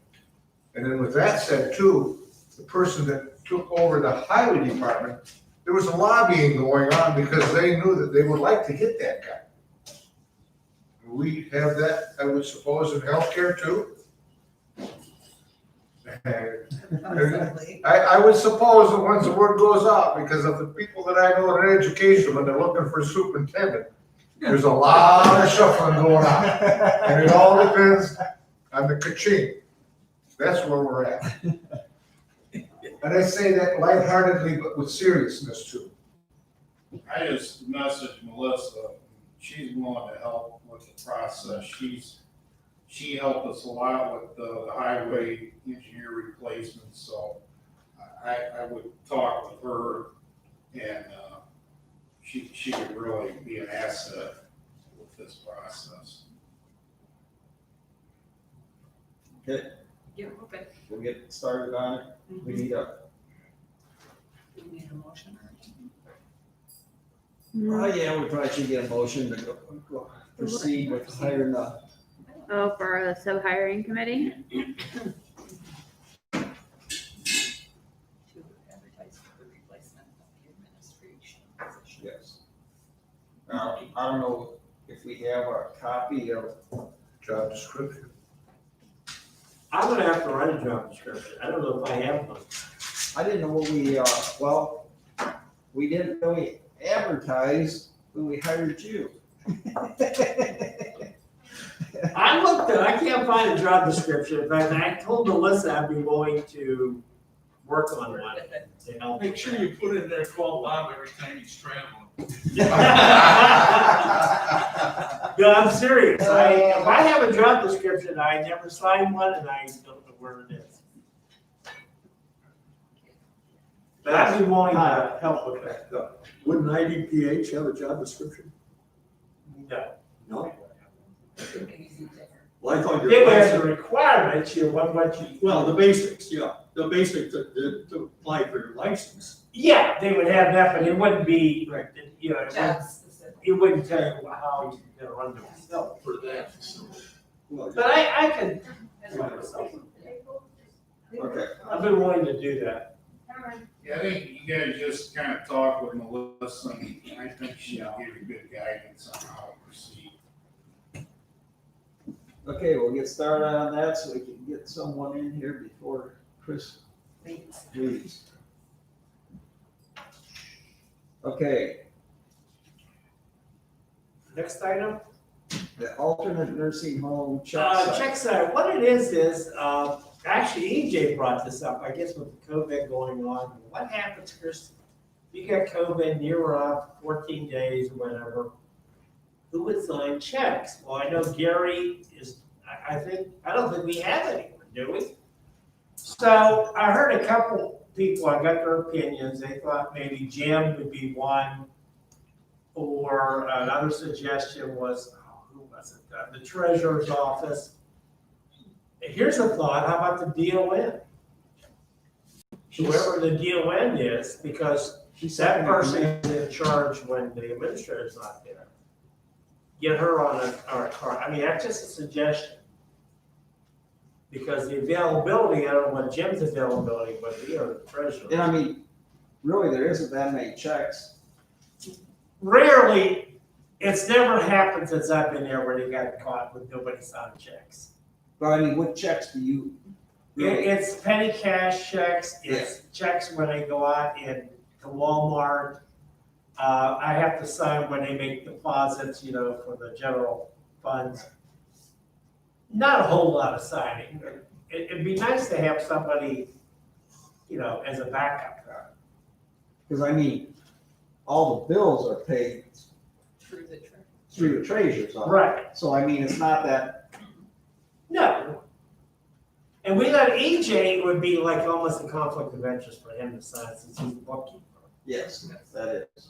And then we thought it's almost a conflict of interest if you would sign because you're on the committee. I think we always thought that. So why not have the DON do it? Yeah. I mean, that's just my suggestion. Plus, she's at the facility where they would have to come here and Exactly. try to get in Yes. contact with, you know, Jim or Jim, who are busy. Yeah, Amanda actually came up with that suggestion too, and I thought it was a good suggestion. Just have somebody in the house. Joyce? This is a matter of internal control. These are people that would be on the bank account. Be on signature cards for the bank account. Yeah, we have to have a signature, yeah. So bear with me when I say this. What kind of doors do you open for fraud when we do that? And that's just a question. I'm not saying anybody's committing fraud. We already have a chairman of the board and a, what do you call it, Jill? What's Jill's title? Vice chair. Chair. Okay, so you've got two people right here that are qualified to sign anything to the county. You don't have to do anything to empower them or anything. They also have responsibility, and of course, if they commit fraud, that they are once removed from the nursing home, which puts them in a position that's probably not going to be fraudulent. So just throwing that out. Chris, how much money would you have in that, those accounts, is that the nursing home account, or is it? Yeah, not a whole lot. I mean, the one, I do have to sign off when we make a deposit out for the rest, for the rest of the money. Yes. I have to sign that. So somebody would have to be able to sign that. Yeah. That's the big one that comes to my mind. The other stuff is small, they go to Walmart for supplies. Oh, okay, you're not signing big stuff. The only big stuff are the deposits themselves.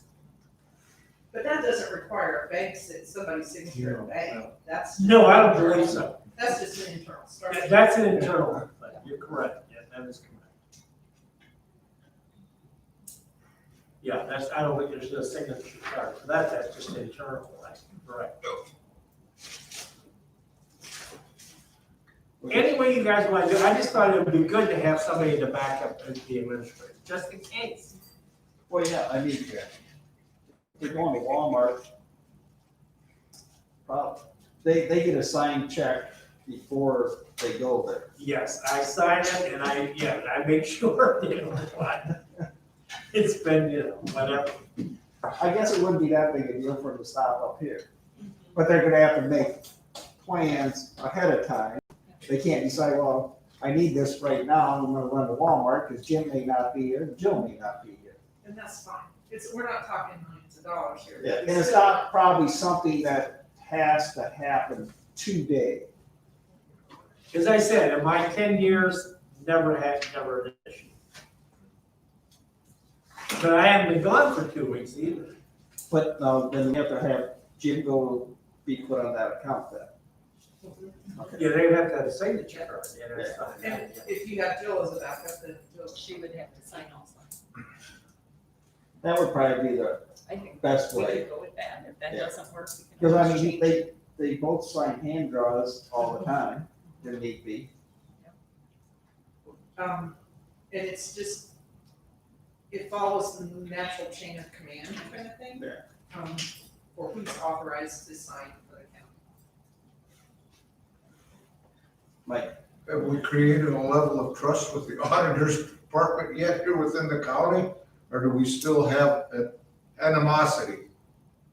I mean, aren't these gals bonded? Do they have? They're not gonna sign off on any checks, they're the ones that separately do the bills. Yeah. That's not good internal control. Would the auditor be internal control? There'll be a new auditor coming up after. Who has authority to sign contracts to the county? Jim, Not department heads, not elected officials. Contracts, talking a checking account, that's the treasurer's office. treasurer's office. Treasurer's office, Yeah. once a bill comes through, then they sign. Yeah. So how complicated? They cut the checks, that's a total violation of internal control to have the person that writes the check be the one that signs the check. That's not good practice at all. County clerk is the other one. I think it's just simpler just to have it, board chairman and vice chair do it. And, Vice chair. but they'll just have to, the administrator's gone for 2 weeks and they need something, they just have to think ahead.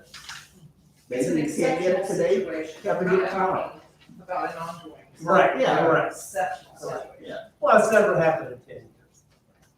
But it's just that if EJ's the one, you know, that brought it up, I said, yeah, you didn't bring it up 10 years ago, but I think because of the COVID. Who's been writing it, who's been signing their petty cash checks now? Me.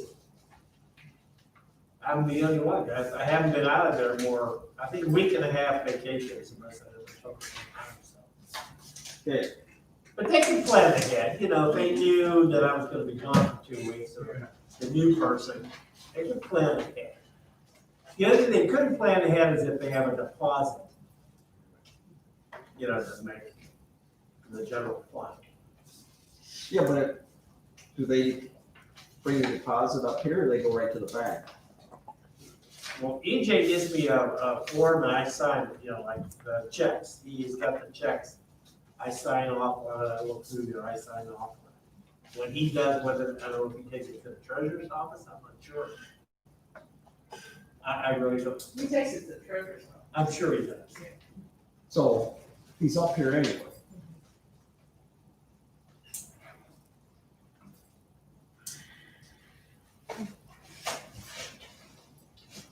Okay, we should have a motion, For that? Okay, I can make that. have a motion that, chairman of the board and vice chairman are Should put sign on the, the, check, or on the card so they can sign, Signature card. signature card to sign checks. That'll have to go to the full board too, right? No, Does it? no, Why? For checking account? never gone to full board. Really? Wow, okay. We could have another hour discussion. All depends on who our state's attorney is and what kind of witch hunt we'll be on to the next administration. Okay, oh, I need a second. Yeah, how about this new account that Joyce has set up? Could that be used for this money too? I mean, one of these, PayPal's or what do Yeah. you call it? yeah, so they wouldn't have to redeem checks and everything else. I mean, that's what that's for, is small purchases and. Could we do P card on that account? Can I respond to that, because it's a work in progress right now. I have started the collection of fiduciary funds, such as what you're talking about, and I'm fixing it. Concept-wise, setting up a fund that's probably gonna have, we have upwards of 100 accounts right now, or more, that are fiduciary accounts that are not budgeted, not put on our books, and I'm gonna put them on the books. I'm starting to collect bank statements right now for these things, because they are separate bank accounts, they're totally separate, so this will go under that. Again, it's conceptual at this point, I gotta make sure things are gonna work in this software the way it's supposed to, because my fear is that if we put like all the fiduciary funds under one fund and have like different departments for them, understand that there's no checks that get written out of there, it's not even gonna go on the budget, it's just a report. And so I think it will work that way, so that you guys can at least get, on like your monthly reports, you'll start to see this. And I wanna run some reports to make sure it's gonna show up the way I want it to. But that's where all these fiduciary funds are gonna go.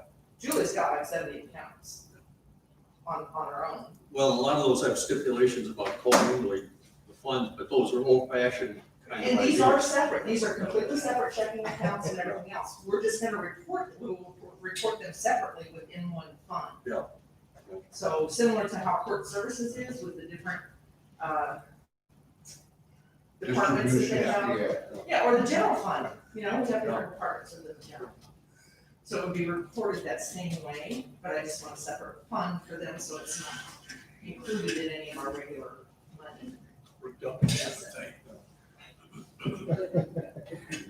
Can you get a second on that motion? okay, who made the motion? Luann, Can you get a second to have Jim and, or the county board chairman and assistant?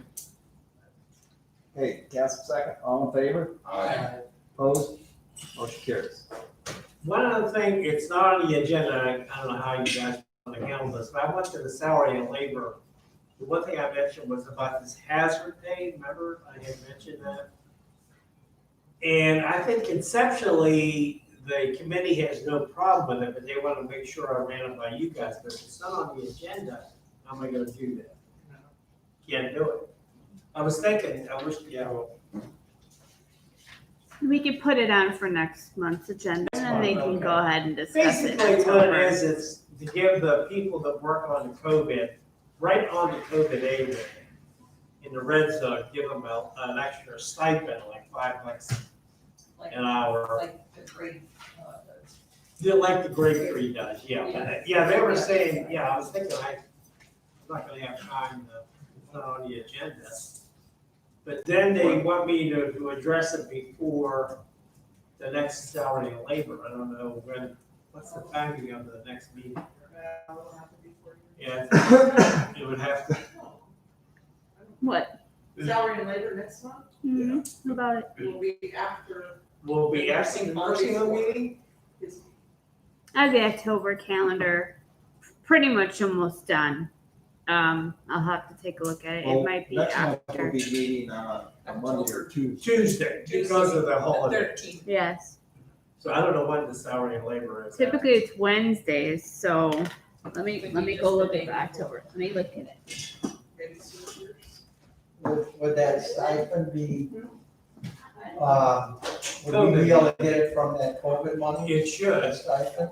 the state should count. The hazard pay? Oh, absolutely, absolutely, Okay. yes. That's good. And how many staff members are we looking at? Well, it would only be the RNs, LPNs, and Aids. Okay. So there's like, what would you say, one RN each shift? Well, I tell you what, she calculated, Carla did, for 20 days, and it was it'd be $5,300. If I may, I understand the impact of the individual employee, but I'm going to make mention that there are a lot more people that are responsible for the dynamics of the COVID-related impact. As the administrator, a portion of his salary should come out of that. Shelley that does the ordering should come out of that. The maintenance staff, because they improved the facility and it was COVID related, should they be able to participate and that come out of that? And please explain, we talked about it yesterday afternoon. My feeling is it's only the ones that give direct care. Frontline. I'm right in there, front line, I'm dealing with Mrs. So-and-so who has COVID. Correct, That's what we're looking at. correct. We're not looking at me or anybody else. It's just the direct care. So you don't give direction to the people that are under Well, your that's, wing. yeah, but I'm not in there with the risk. You have COVID and I'm Correct. changing your diaper or whatever, then I have the risk. Correct. Mr. Service does it in his office or at her. So it's considered part of job description to manage all these extraordinary impacts that we have at the nursing home because of COVID. We just gotta eat that expense. Yes, we have to eat that expense. Okay, This is strictly, the money that he gets is from directly from his staff. and that's $80-some thousand, the first payment to the nursing home. So, No, The day after. So you be all right. I think respectfully, what I'm trying to do is come up with a plan here as to what would be inclusive of the interpretation as to COVID-related expense. It spells it out specifically. It is specific. I had to read it one day. It is medical workers, it is healthcare workers, it is not. Is not a healthcare worker. It is not a healthcare worker. But My I'm not giving interpretation is direct too care. loose. I'm not giving direct care. Pam, you have a He is question? not- Yeah, I read somewhere where there's some stipulation where they have to spend a minimum of 15 minutes with a patient Okay. to be Yes. qualified. To maintain. Oh, I'm Battery sure. operated. Yeah. Those batteries are highly pricey. And that's a COVID-related expense. Right. But That's we what have I'm to- saying. We have to maintain it afterwards. With these masks and these shields, we throw them away, pretty much. But these PAPRs are something that we keep forever. This is equipment. And those batteries are highly costly. And during the Vietnam War, they drove up the helicopters off the big boats. I mean, I understand. I'm just looking at seeing all of this loose change out there, the interpretation of COVID. I don't like the idea if it's available that we're not trying to really get as much of that. Because if we don't use it by a certain date, it all goes back anyway, right? I know you think we're not working hard enough. Oh, I'm not, no. That's disrespectful to me. We need to look at this. That's more. disrespectful We to look me. at this all day long, every day, all the I time. understand, so that's what I'm making mention of, is the fact is that there are more people that are involved with COVID-related expenses. We would have not gotten that money from the government if they didn't feel that that was a just amount to run our facilities. They would have only sent us $10,000. Somebody somewhere along the line said because of the size, because of what we have in government here in LaSalle County, we should get this initial payment. It also was indicated by the number of cases, the number of deaths. Absolutely. Could, as if we had an outbreak, et cetera, et cetera. Uh-huh. Those things were taken into consideration. And right now, we're not spending it because Why are we not spending it? we're trying to. Yeah, they're keeping track of the extra materials or, And labor. You do realize that this pandemic is not over and that we still have a period of time yet to get through. There's no timeline on him to spend this money, or the money that he's got. So we can go into next year's. Absolutely, absolutely. There is no time frame on it. oh, there's no time frame on this money that. This money that's been given to them, there's no Okay, time frame. Okay. So, We have to account for it. We gotta justify it how we We spend have it. to, because if they come in on this, and we gotta take them, yeah, but we don't have to return it But it's unless they clean. find that we did not adequately use the money. in the way it's supposed to be. That's why we have to watch what he's. and then eventually that will make us a little bit, our budget improve. Because we have not had to incur that cost onto the, Correct, we should be able to stay with our. budget. yeah, stabilize. Our normal. Yeah. Expense, yes. So you want me to have money, so would that work out? Yes, yeah, the nursing home meeting is the day before the salary and labor meeting. So it'll work out perfectly, we just gotta remember to get it put on there in October. So I'll put that on the agenda. And Mr. Doe's thought it would be better to have it as a stipend, you know, it's not a part of the wage, it'd be a stipend.